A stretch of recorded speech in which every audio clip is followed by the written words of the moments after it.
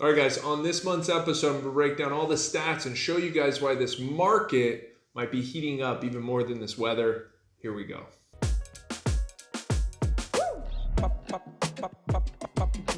Well, guys, I want to first show you kind of where we are today.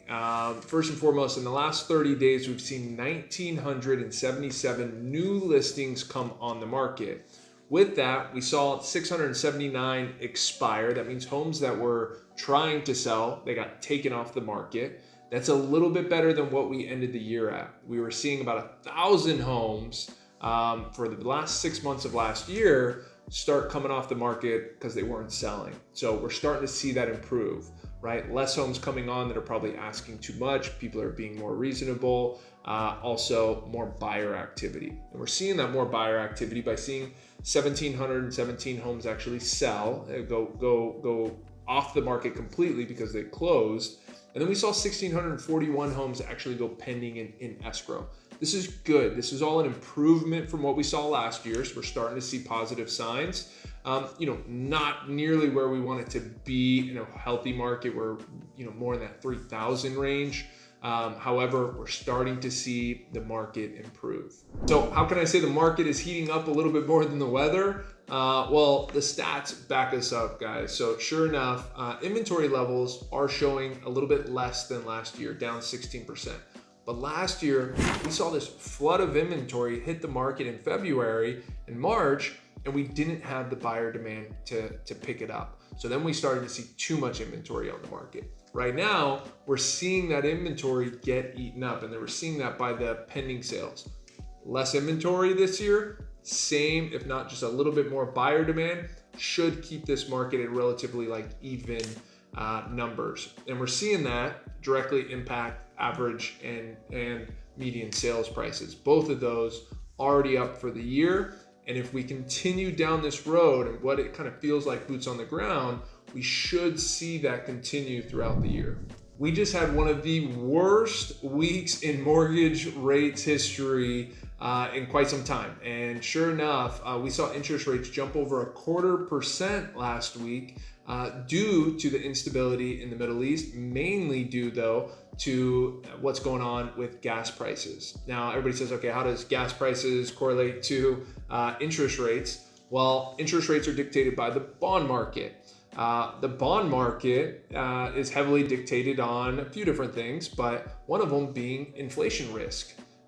Sure enough, with these rising prices in energy, mainly fuel, that's going to create some type of inflation risk. And we're seeing that impact the bond market.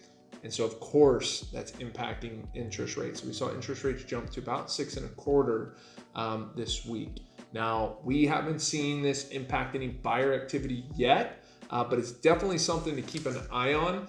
And if you are a buyer out there, be prepared for these next couple of weeks to see interest rates kind of fluctuate. So make sure to hire a good lender that can walk you through that. The last thing I want to talk about, here's another reason why I think California, specifically San Diego, has to be one of the best investments in real estate that you could possibly make.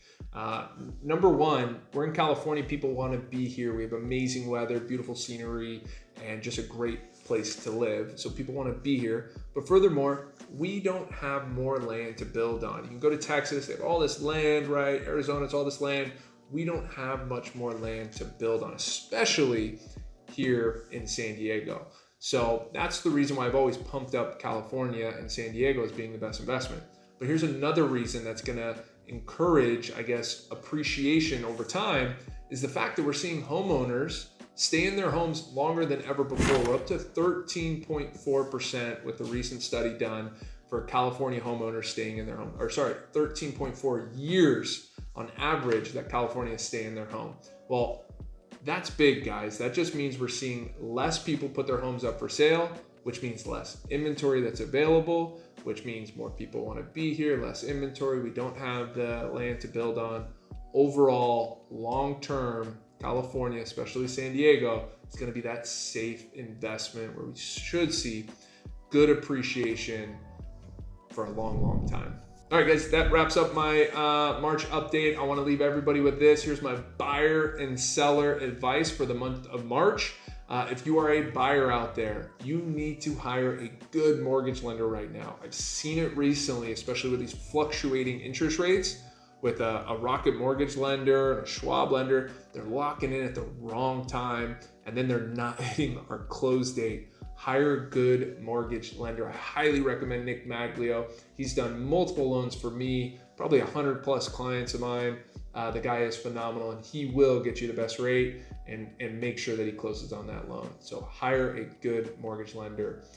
For all my seller clients out there, buyers still want move-in ready. The cost to upgrade homes is just too expensive these days. That buyers that are already putting down a large down payment, they don't want to come in and put in more money to replace the carpet and paint the home. So try to give them a move-in ready. I'm not saying you have to remodel the whole home, but make it so they can move in, right? Do paint, do maybe some new carpet, make sure it's thoroughly clean, do any of those fixes that you know need to be done.